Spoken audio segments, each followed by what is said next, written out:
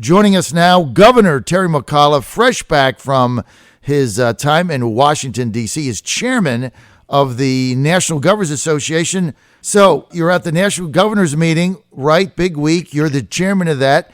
You had the biggest turnout of governors ever, 47. Right. You got to feel pretty fired up about that, right? Well, it was a good 4 days, John. As I say, the largest crowd of governors we ever had, the most attendees. Good, frank discussion. You know, I wanted to make sure everybody, all the governors, we come from different parts of the country, different political backgrounds. Wanted to make sure everybody got along, made sure we're all dealing with the issues. And, you know, as the Republican governor said, it was a great meeting. You know, we went over Friday. We had a lunch meeting with the vice president. Then, of course, we met all day ourselves on Saturday and Sunday. And then Sunday night, we had dinner with the president over at the White House. And then on Monday, we spent 2 hours with the president and the vice president, and then went up to Capitol Hill, which we hadn't done before. Met with Republican and Democratic leadership on ACA, tax reform, infrastructure, marketplace fairness. So it was a long 4 days, but very productive and great for Virginia. Now, we also understand that you had an opportunity to speak directly to President Trump about some of your concerns and some of the things you'd like to see. How did it go? Well, it was good. First of all, you know, I give the toast as the chairman. That's at the White House. He got up, John, first, and said, well, I'm going to ruin this man's career, but I want to introduce a very good man and a friend of mine for a long, long time. So I think that startled some people in the crowd. And I got up and gave a nice toast, of course. It's about America coming together. And then I sat with him at dinner, and I pretty much had over an hour, just, you know, he and I on discussions. And we talked about a lot of different things. And we talked about the immigration issue. I said, Mr. President, we're all about jobs. You want jobs. I want jobs. And the way some of your policies are being interpreted is hurting us in Virginia. People are going underground. You know, small business in Northern Virginia, 33% of those small businesses owners are foreign-born, and they're scared. I said, you know, you got to define your policy. I met an hour privately with Secretary Kelly, General Kelly, you know, 4-star Marine general. I have a son in the Marines. I know the code and ethics of the Marines.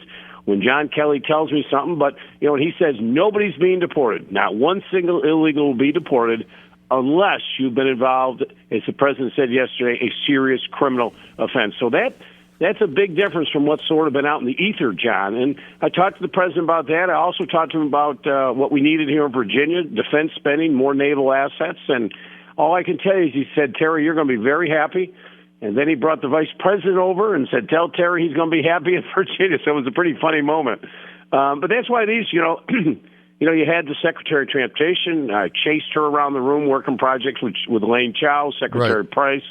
So it was good. It was good for Virginia. Great opportunity for us to get assets here and, you know, move Virginia forward. Now, did you take a moment to thank President Trump for the $25,000 donation that he gave your campaign back in 2009? I didn't have to. When he sat at the table, one of the guests at the table said, I didn't know you and Terry were such good friends. He said, I was a big donor of Terry's. He's a good friend. I said, you know, before he ran for president, he used to call me the greatest governor in America. And the president laughed. He said, you still are. And we've had as I say, listen, I've known the man. I've been very frank. I've known him for 20 years. And, you know, I was very front about that. But listen, we can disagree. And as I said when I made the toast, all of us governors, we're going to disagree. We come from political parties. None of this, John, should ever be personal. Politics has gotten so nasty, so partisan. You and I can disagree. But that doesn't mean I think you're a bad guy. We come at things from different places, and we got to come together and compromise for the best of what people elected us to get things done. Every child in Virginia deserves an equal opportunity. Everybody wants success in life, and, you know, that's what we're all working on together. Well, look, I couldn't agree with you more. You have to be able to have a conversation, whether you agree or not, on politics, and it's gotten so nasty that a lot of people are getting turned off by it. And to be honest, Governor, a lot of this is so counterproductive to any kind of progress whatsoever. But I'm glad you went, and I've been pushing the administration to get you a job in there because I know Wilbur Ross very well, the Secretary of Commerce. I saw Wilbur was at dinner. He was at the next table, John. So he's sitting over there. But who knows? We might have some opportunities, some new things opening up. But could be some things opening. Couple with the fact that I went to Georgetown Law School, but I'll be honest with you, Attorney General is probably not the job for me. But, probably not right now. But kerfuffle today and what happened with the testifying. But I like to bring everything back. Let's focus. We're doing great here, as you know. You and I have talked about this. Our unemployment claims just hit a 40-year low, lowest since 1973. A lot of new jobs, 185,000. We just got to keep that going. And I'll work with anybody, and I think what you saw with the Republican governors, the most extreme right-wing governors. In fact, there was a story in the Washington Post. Asa Hutchinson, one of the most conservative governors in America from Arkansas, said Terry's great to work with. He understands. He works with us. He doesn't push his agenda. He works to compromise, which, was a very nice quote. Look, there's common ground for all of us, That's right. and I appreciate that. But that's right. And you're not going to move your state forward if you put walls up, John. I've always said focus on the economy. And I said at the speech, guys, we all want the same thing. Yep. We want a great economy. We want jobs. We want a world-class education system, an effective health care system, and people want to be able to drive around the roads. Look, that's what governors are exactly. supposed to do, and that's what we need to focus on and stay out of all this social things that are going to hurt people, unite people, and that's what I try to do. Jobs and prosperity and a growing paycheck is the great unifier in America. You've got that. Well, I want you to get into the administration because I don't want you to run for president in 2020. I was asked that a lot up there. Listen, John, I think you know this. I've probably loved this job more than any governor going back to Patrick Henry. I love it. I got $4, $5, $6 billion of projects on the table. I'm trying to bring over that goal on before I leave here. I'm busy as a beaver, and we got a lot of things going on. A lot of things I want to finish up as we go forward. I'm off on a trade mission to Mexico in 2 weeks. I've got a lot of great announcements going to lined up for when I go there. And, we got a lot of business to do. That's what you folks elected me to do. I will think about my post-governorship the day after I walk out of here. But right now, I love it, and I'm going to finish strong. Well, as a very enthusiastic Donald Trump supporter, as you know, you're the most dangerous Democrat to run against us in 2020. That's why I want to get you in the administration, so we don't have to deal with that, because I think you're about the only guy out there who could possibly win. Now, let's get to some legislation, this General Assembly. Let's get to something from Majority Leader Tommy Ormond, Newport News. There's another piece of legislation that was kind of high profile, received kind of bipartisan backing. This was the senator's legislation to let local governments decide how to best integrate short-term rentals like those through online portals such as Airbnb. This legislation was backed by many local governments, passing big, and it seems that the main argument was that local governments should be able to establish their own regulations to best protect their areas. Is this something you intend to sign? Well, all of these bills, John, are over in my office right now. We're reviewing them. I had a couple-hour meeting yesterday on bill review. I don't want to get ahead because some things we may amend, and I'm not really where we need to be. I will tell you this. I'm always going to come down on the side of competition. I leaned in hard on Uber and those other companies. We have to be a state that is innovative. I don't want to cripple any of these new businesses that want to come to Virginia. We, as I say, on the UAVs, we ought to be leading on the drones. We ought to be autonomous vehicles. And Airbnb is one of these new disruptive businesses. I want to make sure they're successful. I also want to have, make sure that local communities, can regulate what goes on in the respective jurisdictions as long as they are not over-threatening some new disruptive business that's going to take us forward. So, a lot of these things I may add an amendment to, and until I act on them. We literally go through all these bills, John. We have which you would probably be proud of, we have a very healthy discussion in the governor's office.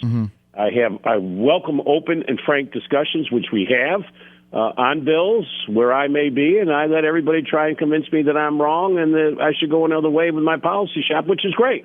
But, listen, where I stand. I like these disruptive companies, but I also understand we got to have some regulations, but I never want a regulation that would be overly intrusive into an innovative company and could cripple their ability to grow in Virginia. Governor, explain your thought process in vetoing Senator Obenshain's bill, SB 1105, that says that you should do an investigation in a precinct if there's more votes than there are voters registered. That seemed pretty common sense to people. Obviously, if there's 1,000 people registered and 1,500 votes are cast, something's the matter. Why would you veto that? What was your thinking on that? John, there has been a consistent run of bills that are trying to put a chilling effect on voting rights here in Virginia. We do not have instances. I go back to the basic point. There is not a registrar in Virginia who has contacted our office and we've done aggressive outreach that has said there's been any voter fraud in Virginia. This is a myth that is made up by many members of the General Assembly to try and push these anti-voting bills to make it harder for people to vote. People have fought, John, in this nation, have fought and died for the right to vote. We don't have instances of voter fraud. If there are, I would unleash the Attorney General's office on them immediately. But we don't. This is all smokescreen, and we don't have instances of voter fraud here. Why do we continually make it harder? There was a bill that in order to get an absentee ballot, you had to fax in your driver's license. Well, I don't know about you, John. I don't know how many people still have fax machines, but stop this nonsense. This is the greatest democracy in the world. Let's make it easier for people to vote. We only want the people who are required to vote, but let's make it easy for them to vote. We make it so difficult. I tried to change it. If you want to vote early, John, forget this questionnaire under perjury that you're going to be out of the country or you're not going to be in the area you're working or, you've got a life-threatening disease and your legs may be cut off or, you can't. I mean, stop all of this. If people are sitting there, let them go in and vote early. Who cares? Okay. So what? All right. I mean, we are a symbol of democracy. So this goes to just more of their smoke screens. We don't have instances of voter fraud. If we got it, let me tell you, I'd be the first guy all over it. All right, final question because we're almost out of time. Yeah. You heard last night over the news, and I know you know him also, Attorney General Jeff Sessions, Al Franken saying he was not being honest in his answer. A couple of your colleagues in the Democratic Party nationally called for him to resign. Do you think this is all to do about nothing or what? I don't know yet. All I know is I just saw the morning clips when I was getting ready. Obviously, if you lied under oath before a Senate committee, I mean, you are there to tell the truth. That's how they determine whether they confirm you. If he lied under oath, then he shouldn't be Attorney General, of course, obviously. But I don't know the circumstances. I don't know how the question was framed. I mean, maybe the Attorney General was meeting with him as a member of the Senate Foreign Relations Committee on things unrelated to Russia, but related to his job. I don't know the answer to that. I'm never one to jump to conclusions here. But my point, John, is let's get the facts out. I don't let the man answer why he met with him. If it was his work in the Senate for the foreign relations, I don't know sitting here how Al Franken framed the question. Did you ever meet with him? I just don't know it. But listen. Bottom line is, you go before the Senate Committee, you got to tell the truth. I mean, whenever you're under oath, you got to tell the truth. If you didn't, he'll pay the consequences. But I just don't jump to conclusions ever. There's always two sides to a coin. All right, we're out of time. I want to thank Thanks, John. Governor Terry McAuliffe. Thank you for being with us. Buddy. This is the John Fredericks Radio Network.